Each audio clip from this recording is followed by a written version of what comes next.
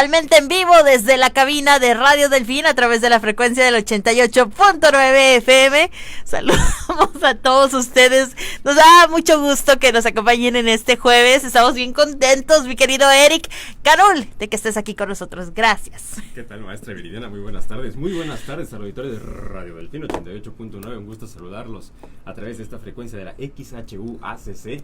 Y efectivamente, estamos muy contentos, estamos muy felices, muy alegres. Una, porque el calor ha enfermado un poco. Sí, oye. Y dos, porque hoy se cumplen 162 años de la fundación del Liceo Carmelita, institución educativa muy importante en la historia del Carmen, que da pauta, que da origen a la actual Universidad Autónoma del Carmen. Así es, mira, estamos muy contentos de celebrar un aniversario más y de algo tan importante, yo creo que una fecha muy importante para todos los carmelitas, ¿no? Para todos aquellos que en su momento, pues también pasaron por esos pasillos y esas aulas del Liceo Carmelita. Sí, así es, aunque también aclarar a las personas que nos ven y nos escuchan, que el Liceo Carmelita no es solamente el edificio donde actualmente se ubican las instalaciones de Radio Delfín o el Guanal, Museo Universitario de Ciencias y Artes, sino es la institución en sí, como tal, esta escuela de enseñanza secundaria, primaria y un poco de medio superior, lo que viene a fortalecer precisamente los lazos comerciales, educativos e históricos de Ciudad del Carmen, en ese entonces Villa del Carmen, cuando se funda, hace 162 años, y no solamente precisamente el edificio, que no es edificio del Liceo Carmelita como tal, sino hasta los años 1900.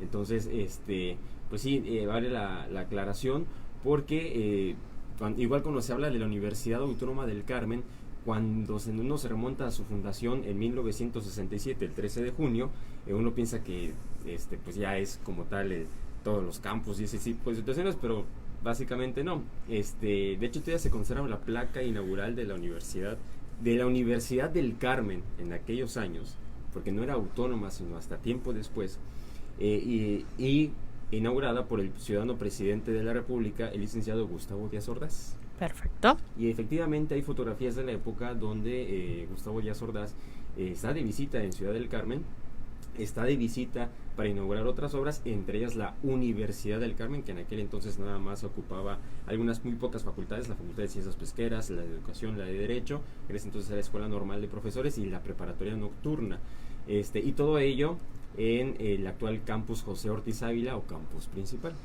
Muy bien, entonces de esto es lo que vamos a estar hablando a lo largo de estas semanas. Vamos a irlo dividiendo por capítulos de alguna manera. Así es, sí, porque hablar de la historia del Liceo Carmelita la verdad que es muy extenso. Es hablar no solamente de cómo se fue dando la institución y cómo fue evolucionando y cómo fue que llegó a ser Universidad del Carmen, sino también hablar de la evolución histórico-geográfica territorial del Carmen, hablar de sucesos políticos que dieron o que ocasionaron precisamente el cierre y reapertura del liceo en varias ocasiones y bueno, incluyendo también esa parte política que tiene que ver mucho con la apertura de la Universidad del Carmen. Entonces, no estuve exenta de prácticamente nada a lo largo de la historia de los 162 años de que se lleva no tanto de existencia, bueno, el edificio sí, pero la institución, y desde luego también es hablar de la evolución económica que ha tenido el Carmen, que va, pues estamos hablando de cuando se funda el Liceo Carmelita, el auge del palo de tinte, estamos hablando de 1858, pues pasa por las crisis del palo de tinte, pasa por las crisis del chicle, pasa por la parte de auge del coco, de maderas preciosas, hasta llegar a la parte de la época camaronera, que de hecho el liceo cumple ya su última etapa precisamente en la parte de auge camaronera, que es los años 50, años 60. Así es, y bueno, pues esto es lo que estamos hablando ahora sí, si nos remontamos al inicio de la historia, que es lo que vamos a ir segmentando. Así de esta forma. Y el día de hoy vamos a hablar sobre la primera etapa del Liceo Carmelita, que son sus antecedentes y la fundación. Estamos hablando de los años 1854 a 1863 aproximadamente. Pero para entrar en contexto y en detalle, vamos a hablar de algunos antecedentes de la historia del Carmen, para ubicarnos en qué momento se funda precisamente el primer Liceo Carmelita. Porque cabe también destacar algo. El liceo tuvo un antecedente de otro liceo. Ok. ¿Sí? Y eso vamos a hablar más más adelante. Entonces, el primer liceo se da en 1853, 1854, y el segundo liceo, que es el que estamos celebrando, se da hasta 1858. Ah, muy bien. Curiosamente, las fechas de las fundaciones de los dos liceos coinciden en marzo. Uno el 5 de marzo de 1854 y el otro el primero fue el 15 de marzo de 1854 y el otro fue el 5 de marzo, un día como hoy, pero de 1858. Perfecto, que es lo que estamos celebrando el día de hoy. Efectivamente. Y bueno, entre 1850 y 1854 éramos Villa del Carmen. Se nos erige como villa, esto ocurre el 2 de octubre de 1828, el Congreso de Yucatán, entonces pertenecemos al estado de Yucatán, con las dimensiones correspondientes de lo que era el presidio del Carmen y el territorio muy grande y extenso que abarcaba, y teníamos una población aproximada de 7.500 habitantes solamente en la isla. El resto del partido del Carmen, que es así como se le llamaba lo que en un futuro sería el municipio de Carmen, tenía una población alrededor de 12.000 a 12.325 personas. Bien. Que aún así siguen siendo bastantes sí. para la época que estamos hablando. Exactamente. 7.500 personas habitando la isla en 1850, 1854, pues sí, es bastantito. Sí, eran bastantes. Sí, ahorita somos casi 220.000 habitantes en la isla, imagínate. Pues sí, sacando cuentas, sí. Bueno, en 1852, 2 años antes de la fundación del primer liceo, el palo de tinte se explota en 50 rancherías. Y en la Villa del Carmen se establecieron los viceconsulados de España, de Francia, Inglaterra, Bélgica y Estados Unidos. Que ahora pues ya no existe ninguno de ellos porque las relaciones comerciales diplomáticas pues ya han sido cortadas. Y para hacer trámites, igual eran honorarios, pero pues por ejemplo ahí se podían hacer trámites obviamente para el personal, bueno, a las personas que venían precisamente de estos países en estas oficinas. Ahora para los estadounidenses que habitan en esta zona tenían que ir hasta la ciudad de Mérida. En este caso estamos hablando de 1852, los viceconsulados eran de España, Francia, Inglaterra, antes de ser Reino Unido, Bélgica y Estados Unidos. El 16 de octubre de 1853, el presidente Antonio López de Santa Anna declara territorio a la isla del Carmen, territorio federal, independiente del gobierno de Yucatán y sujeta solamente al gobierno federal. Se nos hace esa sección, nos convertimos en territorio federal. ¿Y por qué es importante mencionar esto? Porque esta es la primera semilla o la primera llama que enciende los deseos de poner o de instaurar un liceo, una institución que se encargue de la enseñanza superior hasta cierto punto de la población del Carmen, ¿sí? La independencia de Carmen, por así mencionarlo de una u otra forma, permitió también la reconstrucción de las casas que fueron devastadas en los incendios de 1850. En 1850 hubieron una serie de incendios que consumieron prácticamente todo Ciudad del Carmen, lo destruyó casi todo. Entre ellas la entonces capilla de Nuestra Señora del Carmen, de la cual se cuenta una anécdota muy interesante, en la cual, como todavía estaba construida de madera y guano, se incendia la capilla y los feligreses logran rescatar la imagen de la Virgen del Carmen, sin ningún tipo de rasguño. Eso es una anécdota que se cuenta mucho en esta parte de los incendios de 1850. Casi todas las casas del Guanal se incendian, se consumen completamente. Don Victoriano Nieves, que fue un benefactor, un empresario muy importante, de origen campechano, pero que se, ¿cómo se llama?, naturalizó carmelita, apoyó muchísimo en la reconstrucción de las casas, y es por eso que la mayoría de estas casas que están en el Guanal y en el centro, de mampostería o de construcción, datan precisamente los años 1850, ¿sí? Y bueno, esta independencia también de Carmen, al ser convertida en territorio federal, pues nos permite también el desarrollo autónomo, económico, político y social, que nos lleva a la primera época de auge, que es con el palo de tinte. Si bien el palo de tinte se explota desde que somos presidio del Carmen en la época virreinal, no tuvo un auge como tal sino hasta los años 1850, 1840, en la cual los grandes bergantines, los grandes barcos cargaban los palos de tinte, se llevaban a Europa, se exprimían las tintas y ya con eso se teñían las ropas. Antes de que se construyese aquí en Carmen la primera planta de extracto de palo de tinte, la Estrellita, que se ubicaba pues aquí enfrente, donde está ahorita la zona naval militar, y que tuvo la primera planta eléctrica del país. Estamos hablando de 1800, finales del siglo XIX, 1880 y tantos, 1890 inclusive. Y eso ocasiona que Carmen sea uno de los primeros lugares en México que tuviera una planta eléctrica pues en todo el país. Entonces hay algo muy interesante también por allá. Tomás Marín, que fue el jefe político del territorio federal del Carmen, ¿sí? era conservador, pero Tomás Marín permitió el trazado de casi todas las calles de los barrios del Guanal, de Tila y del centro. Se construyeron puentes, entre ellos el puente de los Perritos, que en su primer momento fue el puente Marín, desagües, el Hospital San Juan de Dios, una cárcel pública, el trazado formal del Parque Zaragoza, iniciado en 1842, y la conclusión del la Parroquia del Carmen, iniciada en 1847, con la intervención de Estados Unidos hacia México.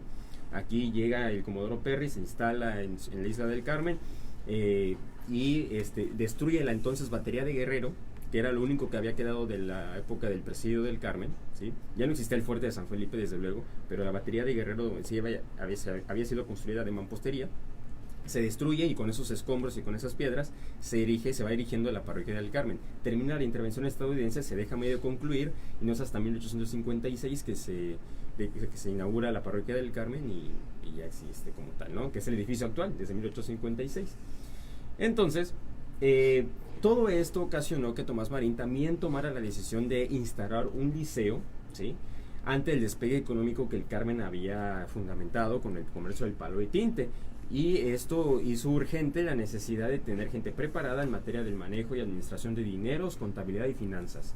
El nombre de este primer liceo, fundado por don Honorato Ignacio Magaloni y Tomás Marín, el 15 de marzo de 1854, se llamaba Liceo Científico y Comercial, ¿sí? En aquellos años, ciencia era sinónimo de conocimiento. Ahora sabemos que ciencia es una palabra que tiene otro significado, pero en aquellos años el llamar a algo ciencia era un conocimiento. Y por eso el liceo se llamaba científico, no tanto porque se estudiaran ciencias como tal, fuera un laboratorio científico, ese tipo de situaciones, sino porque el ciencia era conocido como conocimiento. Un liceo de conocimiento un poquito más marcado, ¿sí? Y comercial porque esa era la naturaleza del liceo. La idea era tener gente preparada en el negocio del palo de tinte.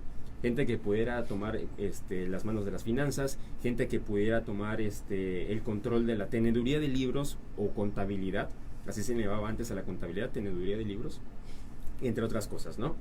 Los agricultores y los explotadores del palo de tinte, voluntariamente, y eso sí está documentado que fue voluntario, no fue una voluntad impuesta. Exacto. El real. Fue real. Aportaban 50 centavos por cada quintal de palo de tinte exportado. Un quintal son 45 kilos, uh-huh. ¿Sí? Entonces, si suponiendo que exportaran 10 quintales, ¿no?, de 50 centavos, serían como 5 pesos aproximadamente. Sácale cuentas. Por eso estoy estudiando Derecho. Por las cuentas. Sáquele cuentas. Se lo dejamos estar en casa. Exacto. Y bueno, esto servía para cubrir los gastos del establecimiento, todo lo que tenía que ver con el mantenimiento del edificio. Y el gobierno del territorio federal del Carmen, por Tomás Marín, cedió de forma gratuita, sin ningún otro tipo de condiciones, un edificio para este liceo científico y comercial.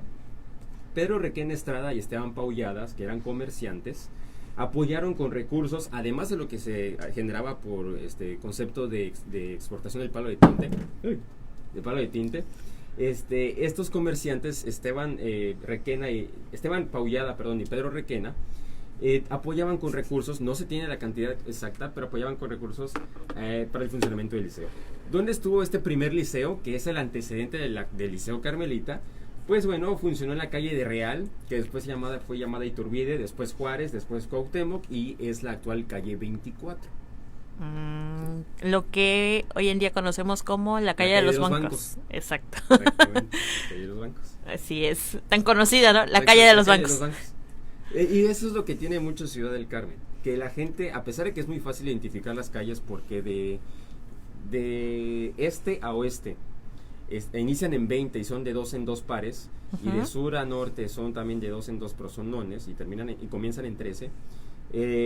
La gente todavía se confunde un poco, y mayormente cuando le dan una dirección a alguien, no se da la calle 35 esquina con 40, o entre 40 y 42, donde está el Parque Til, o los semáforos de la calle 40 con 35. Exactamente, sí. O sea, sí, de esa manera, ¿no? Siempre es como que la ubicación, y en este caso hablamos de la calle de los bancos. Exacto. La calle del Palacio Municipal. Exactamente. Ahora, que si ya no estás en esta parte de la ciudad y te vas más hacia lo que es la calle del Museo y del Panteón.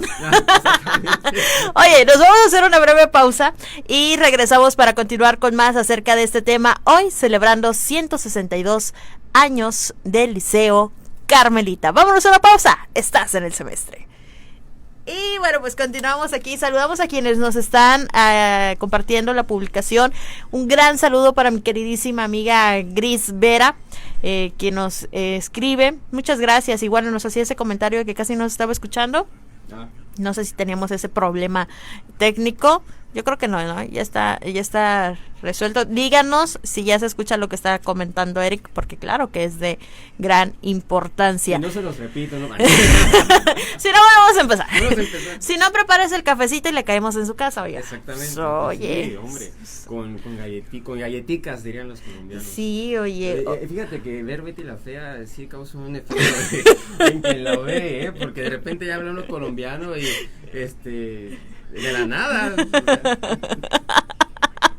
Por cierto, ¡Desgraciado! Desgraciado. ¿Cómo era Sí, que uno va a hablar a don Armando y serie. Don Armando, Patricia estuvo esculcando en mi oficina. Cosas así, ¿no? O sea, ese episodio. Sí, ya veo que sí. ¿Ya la terminaste de ver? No, bueno, que la he visto muchas veces en Canal 2, en YouTube, antes de que estuviera en Netflix, ahora que está en Netflix. Ese tipo de situaciones. Yo soy Betty Love, pero yo soy Betty la Fea. Betty la Fea. Gracias a Rafael porque se me cayó el celular. O sea, eso que usted escuchó en la transmisión, no crea que fue algo así. O sea, sí fue un problema porque pues, ya un celular hoy en día, hoy. Pero bueno, aquí tenemos personal altamente capacitado. Que en ese momento, bueno, pues rápido, o sea, no fue así, ¿cómo lo vas a dejar tirado? No, levanta el celular. O sea, es una persona capaz de reptar debajo de una mesa para alcanzar un celular. No, pero oye, Rafael Rejón está en todo. Sí. Yo de pronto cuando vi que caí hincado y dije, ¿y ahora? ¿Y ahora qué sucede con Rafael Rejón? Pero bueno. Por cierto, oye, hablando de Rafael Rejón, bueno, saludamos a quienes están reaccionando y se conectan con nosotros en esta publicación. Saludos para mi queridísima Avi Ortiz Sosa. Avi, saludos para ti, besotes bien tronados. Bien tronados los besos. También para Antaira, un gran saludo para ella. Para Bati Acosta, le enviamos un saludote. Para Marina también, que nos está viendo, saludos para ella. Y bueno, para todos ustedes que están compartiendo esta publicación, que están con nosotros de esta manera tan interesante, ¿no? Cada jueves es un gusto tenerte aquí con nosotros. Muchas gracias. Y igual coméntenos si ya se escucha, si no para aumentar el sonido de exactamente, para que hable más fuerte, que se escuche. Y es que sí, ¿no? Esa parte, mira, extraordinaria porque uno viene. Yo creo que ya que eres tan capacitado, Rafael Rejón, próximamente un cafecito, ¿no? Digo, unas galletitas pancito, para que uno platique acerca bien de la historia y pues hablemos. Una charla de café, ¿no? Sí, oye. Con este clima de la cabina. Ahorita estamos ya a 23 grados. Justo mira, al mediodía que estaba el sol con ganas, el calor. ¿Sí? Yo disfrutaba de estar en cabina, pero ahorita pues ya la temperatura cambió. Entonces aquí traigo la sudadera. ¿Ya estamos de regreso? Allá Canepa. Oh, por cierto, tómame Canepa, porque yo hablo de Canepa y nadie les saluda a Canepa. Eso, para que vean. Allá en los controles técnicos sí hay alguien, y él es Carlos Alberto Canepa de la Cruz. ¡Vamos al aire! Estamos de regreso a través del semestre. Oiga, pero es cierto, en estos momentos estamos presentando todo lo que tenemos aquí en nuestra cabina. Allá a mi queridísimo Carlos. Oye, por cierto, nos escriben Lidia de la Cruz. Dice, saludos a Eric. Fue mi alumno por unos días en atletismo. Excelente programa. Muchas gracias. Sí. Estuve en atletismo, pero la verdad que fue un tiempo muy efímero porque no me daba abasto. No es porque no podía, pues estaba muy cansado, que era muy bueno, sino porque no daba abasto en tiempo. Entonces, siempre he estado metido en muchas cosas y la verdad, ya llegué, mamá, ya me voy, mamá. Exactamente, entonces era un detalle, ¿no? Y casi nunca estaba en la casa y eso, pero oye, prometo regresar a atletismo. Sí, por favor. Sí. Y luego estuve en natación un buen rato. Así. Sí. Así como me ven. Y aparte vendo tamales estoy atlético. No, hombre, usted lo viera, ya próximamente lo vamos a poner a modelar aquí toda la cosa. Y bueno, estamos hablando acerca de la historia. Ahorita estamos en esta parte de la historia, estamos a los inicios de el liceo, la función del Liceo Carmelita, que es lo que estamos platicando, mi querido Eric. Y estamos hablando de los antecedentes del liceo antes de la fundación de lo que ahora celebramos como Liceo Carmelita, porque el primer liceo no tuvo el nombre Carmelita, sino fue hasta el segundo, en su segunda etapa, por así decirlo. Este liceo tenía el nombre de Liceo Científico y Comercial, ¿sí? Fundado a iniciativa de Tomás Marín y don Honorato Ignacio Magaloni, que era un sacerdote, la verdad, pero con deseos de incentivar la educación. De hecho, después de que se cerró este liceo, se fue a Mérida, Yucatán, y fundó otras instituciones educativas hasta su fallecimiento. Este primer liceo tuvo como maestros a Manuel Aguileta y José María Ibarra. Ellos enseñaban aritmética, gramática, lectura, comercio, escritura y teneduría de libros o contabilidad, ¿sí? Este liceo dejó de funcionar el 31 de diciembre de 1856 y termina de funcionar en 1856, bueno, el 31 de diciembre de ese año, porque el territorio federal del Carmen es disuelto, ¿sí? El territorio federal del Carmen es disuelto y todo lo que era el territorio en aquel entonces, que pertenecía a Jonuta, Palizada, la región de los Umacinta, lo que ahora conocemos como Escárcega, Candelaria y ese tipo de cosas, ya dejan de pertenecer al Carmen, y se reparten los territorios. En este caso, Jonuta queda bajo jurisdicción de Tabasco y el resto ya se reintegra a Yucatán, ¿sí? Y bueno, esto también ocasionó muchos conflictos entre las personas que querían la independencia de Carmen y querían seguir siendo parte de Yucatán. ¿Y por qué sucede esto? Porque este periodo de la historia que estamos viendo ocurre todo el proceso de inestabilidad política que existe en México, ¿sí? ¿En qué sentido? Cuando México es independiente en 1821, se instaura una junta gubernativa, ¿sí? Una junta constituyente. Y después, en ese mismo año, se decide que la forma de gobierno del nuevo país, en este caso México, sería una monarquía, ¿sí? Y es aquí donde ocurre el primer imperio. Agustín de Iturbide es coronado en la Catedral Metropolitana como emperador de México. Pero esto es muy efímero también. Nadie soportó la idea de la monarquía. Hubieron disputas entre liberales y conservadores. Nada diferente a lo de hoy, desde luego. O lo que en aquel entonces era conocido como centralistas y federalistas, ¿sí? Entonces, después del primer imperio mexicano, se funda ya los Estados Unidos mexicanos, vencen o triunfan los federalistas o los liberales, se crea la primera constitución, la constitución política, la constitución de los Estados Federal de los Estados Unidos mexicanos de 1824, que en ese entonces era casi igual a la de Estados Unidos. Por eso nosotros llevamos Estados Unidos, pero para cambiarle de América, mexicanos. Porque Perfecto. Básicamente la primera constitución de 1824, nuestra primera constitución, es similar, no una copia, pero es muy similar, o tuvo de referencias o bases la constitución de los Estados Unidos. Okay. En aquel entonces eran menos artículos, eran 171 artículos aproximadamente. Estados Unidos nada más son muy poquitos, el resto son enmiendas. Es lo que también la gran diferencia entre México y Estados Unidos, pero bueno, es ahí las similitudes, ¿no? Después de esto, llega un golpe por parte de los centralistas y se crea la República Centralista, ¿sí? Se abroga la Constitución de 1824, se instalaron las 7 leyes centrales, ¿sí? En la cual los estados dejan de ser estados, entidades federativas, y se vuelven departamentos de México, ¿sí? En este caso ya los ciudadanos no podían elegir a sus gobernadores o ese tipo de situaciones, sino que eran designados directamente por el Poder Ejecutivo, ¿sí? Y la división de poderes no era tan divisional, o sea, no estaba tan marcada con un gobierno central a un gobierno federal. Esto ocasiona que Yucatán se quiera separar de México, porque los estados constituyentes de la Primera República, en este caso de los Estados Unidos mexicanos, Yucatán se adhiere a México, pero con la condicionante de permanecer como República Federada de Yucatán, ¿sí?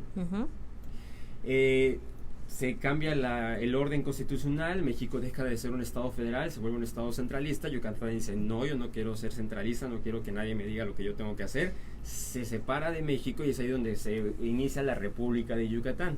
Estamos hablando de 1836. Después de esto, sigue todavía el triunfo de los conservadores, todavía Yucatán sigue seccionada a México. Llega un momento en el que se une nuevamente a México, pero por cuestiones económicas.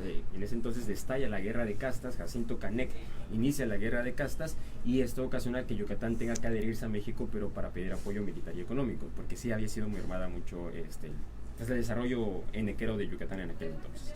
Y todo esto lo menciono porque tiene que ver mucho con cómo se da el segundo liceo, que es el liceo que estamos celebrando, ¿sí?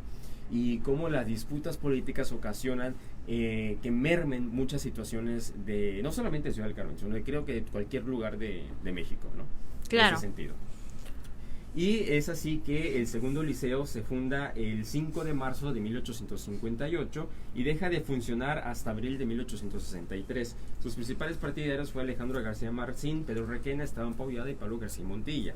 Se cierra el primer liceo, y en aquel entonces las disputas eran más que nada entre los independistas de Carmen y los que querían seguir siendo parte de Yucatán, o aquellos que ya en ese entonces sonaba mucho la cuestión de la independencia de Campeche del estado de Yucatán, entre ellos Pablo García Montilla, que fue el primer gobernador de Campeche y que lleva el nombre de la sala de cabildo, de ayuntamiento. No sé por qué, y ahorita después van a saber por qué. Pienso así.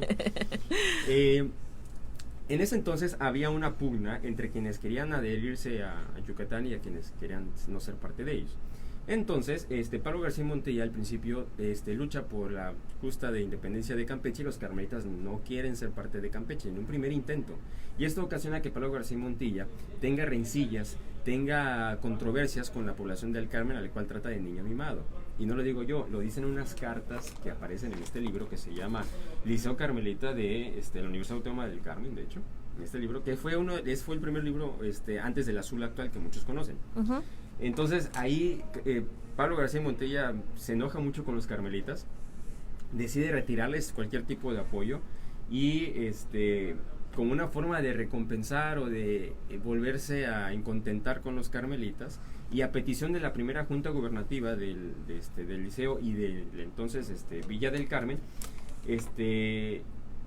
ya Ciudad del Carmen en aquel entonces, ya estamos hablando de 1858, ya éramos Ciudad del Carmen, la junta gubernativa le pide al gobernador Pablo García Montilla, al dirigente, que se constituyese nuevamente el liceo carmelita, porque era innecesario, porque era importante y porque urgía seguir atendiendo las causas de enseñanza, de comercio y contabilidad para el palo de tinte.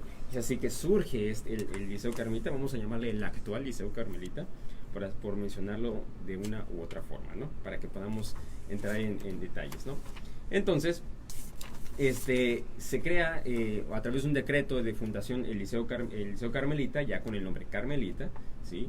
Y los puntos a mencionar son los siguientes. Se funda en la ciudad del Carmen, cabecera del partido de su nombre, un liceo de niños de enseñanza primaria y secundaria bajo el nombre de Liceo Carmelita.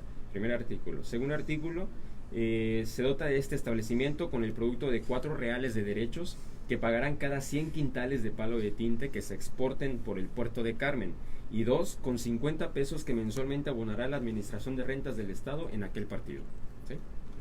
El artículo 3 menciona que tanto el derecho que se impone por este decreto a la exportación del palo de tinte, cuanto la asignación mensual que debe entrar la Administración de Rentas, cesará en el momento en que por cualquier motivo deje de subsistir el liceo. Es decir, van haciéndose dineros hasta que digan ya no se va a hacer el liceo, se cierra puertas y se acabó, ¿no?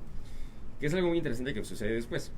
El artículo 4 menciona que el jefe político del partido del Carmen procederá inmediatamente a nombrar una junta directiva del liceo, que se denominará Junta Directiva del Liceo Carmelita, compuesta por 3 vecinos de respetabilidad como propietarios y 2 que suplan las faltas temporales de estos, ¿sí? Considerándose al vicario de la ciudad como miembro nato de esta junta.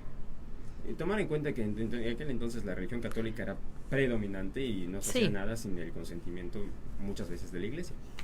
El artículo 5 menciona que tan luego se instale, procederá desde luego a reglamentarse y formarse las normativas que se necesiten para ello. El artículo 6 dice que el jefe político del Partido del Carmen será el presidente nato de la Junta Directiva y ejercerá sobre el liceo, en unión del ayuntamiento de la ciudad, la vigilancia de las leyes que le confían e encomiendan el liceo, ¿no? Y el 7, artículo 7, sociedad de artículos, el ayuntamiento de Carmen proporcionará a la Junta Directiva el local necesario y conveniente para el establecimiento. Esto lo menciona en Campeche Pablo García Montilla. el día 5 de marzo de 1858. Perfecto, y bueno, pues es esta parte de la historia de Liceo Carmelita. Durante este mes estaremos hablando acerca de esos temas, los vamos a ir segmentando, y bueno, pues hasta aquí hoy vamos a concluir esto, y por supuesto el próximo jueves los invitamos a que estén muy atentos de esta sección para seguir platicándoles a ustedes el por qué hoy precisamente celebramos 162 años del Liceo Carmelita. Muchas gracias, mi querido Eric. Así es, muchísimas gracias, maestra Viridiana, y muchísimas gracias al Auditorio Radio Delfín. No se pierdan la siguiente parte, que está muy emocionante, y vamos a hablar de cómo prospera el liceo y por qué se cierra nuevamente. Perfecto, bueno, pues vámonos, y después de esa pausa ustedes van a escuchar directamente el tema que hoy nos trae como recomendación mi querido Eric Canol. Cuídense mucho, pórtense bien, y continuamos con más en el semestre. Saludamos y nos despedimos de quienes nos han seguido en la transmisión. Hasta la próxima.